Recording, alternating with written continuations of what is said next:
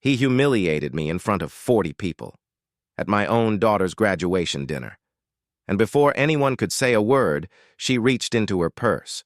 What she pulled out changed everything. My name is Walter Kessler. 31 years. I was a mailman. Rain. Snow. 6 days a week. My wife, Miriam, is a family court judge. People say her name with respect. We have one daughter, Eleanor.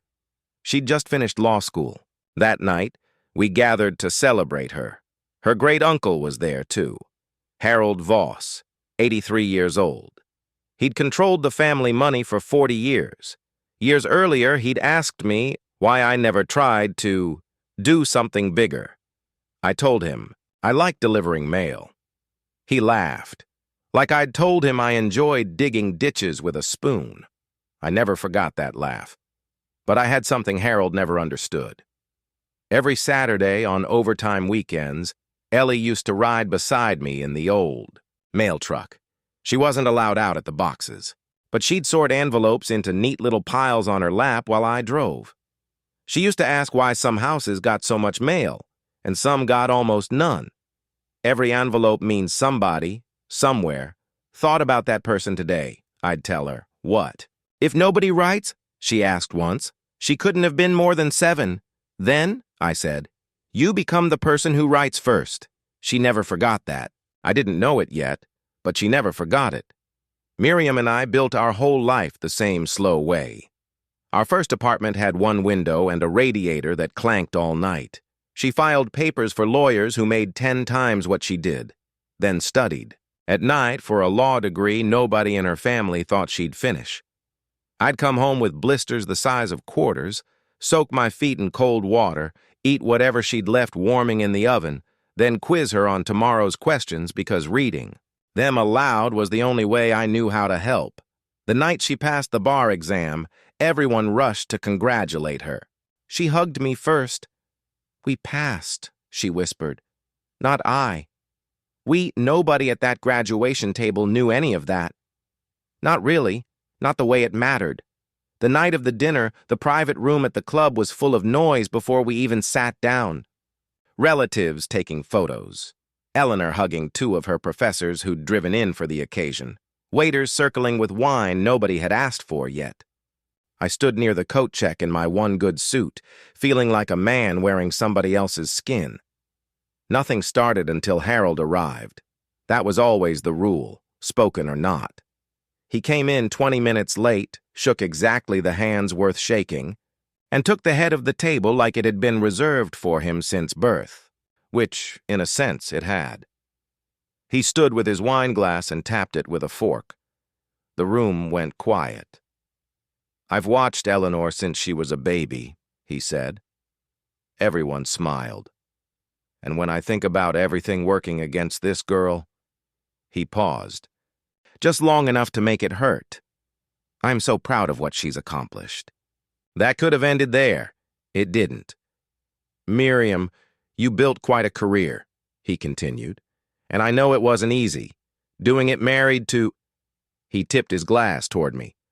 Well, a man who never had big ambitions. He didn't finish the sentence. He didn't need to. To Eleanor, he said, raising his glass higher. Proof that with the right family you can rise above anything. Every one of those 31 years sank into my chest like a stone down a well. I thought about the blisters, the cold water, the nights quizzing Miriam at our kitchen table. None of it mattered here. To Harold, I was just the mailman, the man who wasn't good enough. Miriam's hand found my knee. I didn't look at her. I was watching Eleanor. My daughter doesn't yell when she's hurt.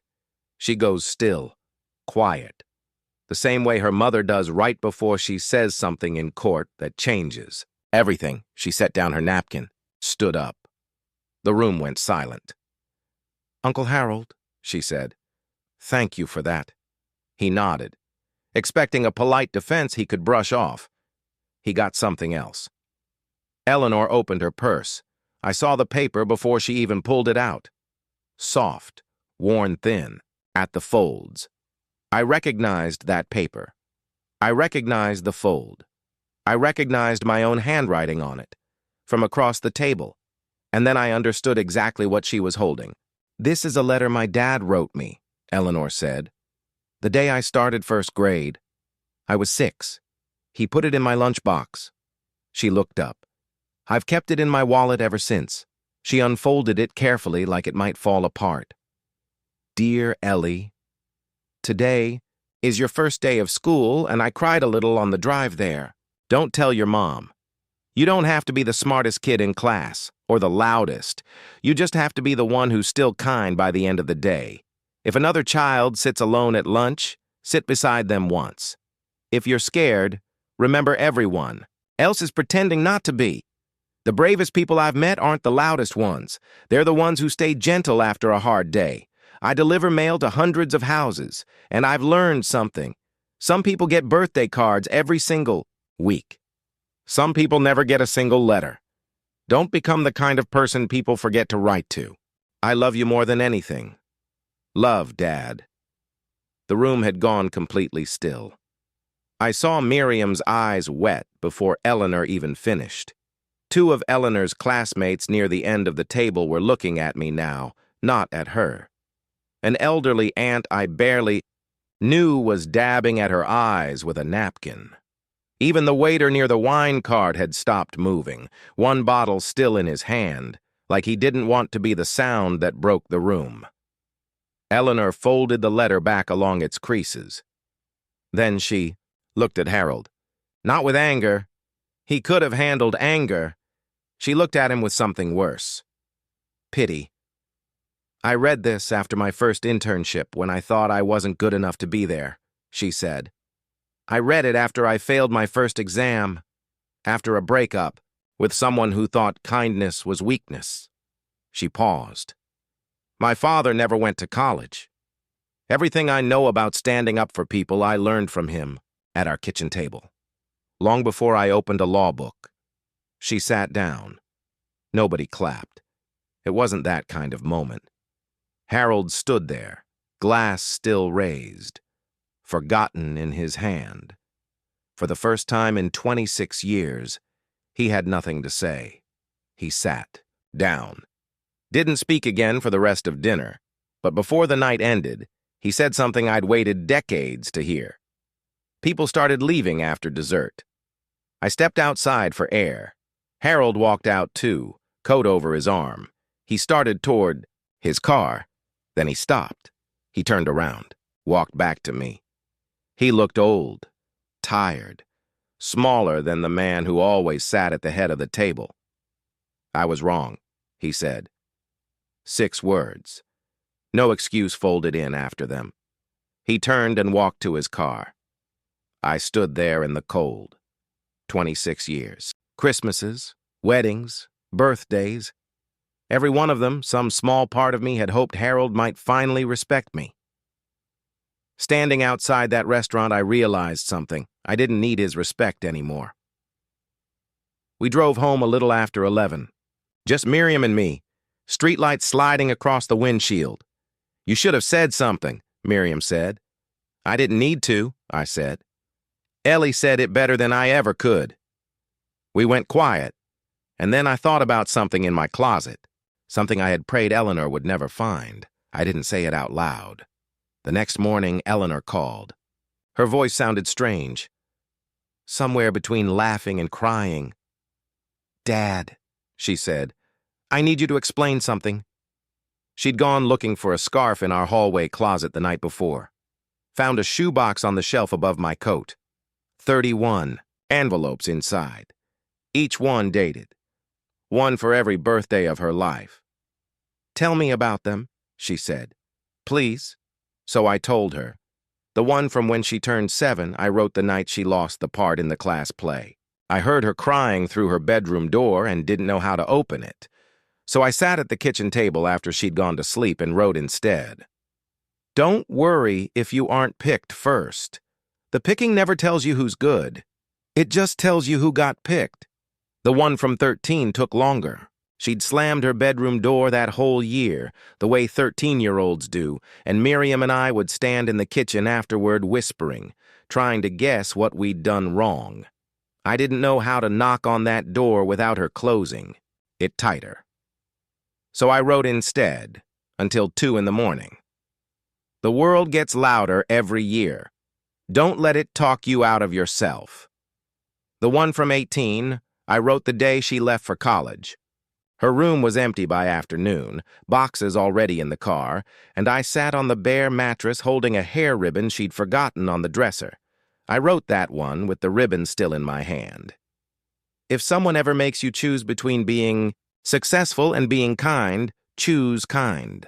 I've delivered mail to men in mansions nobody liked and men in one-room apartments everybody loved. Only one of those is really rich. Eleanor was quiet on the phone for a long moment. Dad, you've been writing to me my whole life, and you never gave me a single one? That night, Miriam and I sat at our kitchen table. I'd brought one envelope, down just to look at it. Miriam picked it up, turned it over once, and handed it back to me without opening it. I couldn't read it, she said. Why not? Because it wasn't written for me. I didn't have an answer for that. I still don't, really. Eleanor came home the following Sunday. She brought the shoebox with her, carried it in with both hands like it might spill, and set it down on that same kitchen table. Can we read today's together? She asked. She could have read it herself. She's a grown woman, a lawyer now, perfectly capable of opening an envelope, but she slid it across to me instead. I want to hear it in your voice, she said. The envelope on top was marked for her 22nd birthday. I remembered writing it, the year she called us at midnight from her dorm, crying about a torts exam she was sure she'd failed, and I'd sat up until she calmed down enough to sleep. I opened it now at that same kitchen table and read it out loud for the first time in either of our lives. Dear Ellie, 22 years old, and already I've watched you carry more worry than any of us knew what to do with. I want you to remember something about that call last spring, the one you probably don't remember at all, because to you, it was just one bad night among many. You called crying about an exam, and by the end of the conversation, you were laughing about something else entirely, something small and silly. I don't even remember what. That's the thing about you I've never told you. You never stay down long. You worry hard and you recover fast, and that combination is rarer than you know. Most people manage one or the other. Whatever this year holds, whatever exam or job or heartbreak comes next, I already know how it ends. Not with you staying down, with you laughing about something small and silly by the end of the call. Love, Dad. My voice caught twice getting through it. Eleanor didn't say anything either time. She just reached over and put her hand on mine until I found the next word, the same way I used to sit beside her at that table 30 years before. Every Sunday now, around 3 in the afternoon, my phone rings. Sometimes Ellie reads that week's letter to me. Sometimes I read it to her.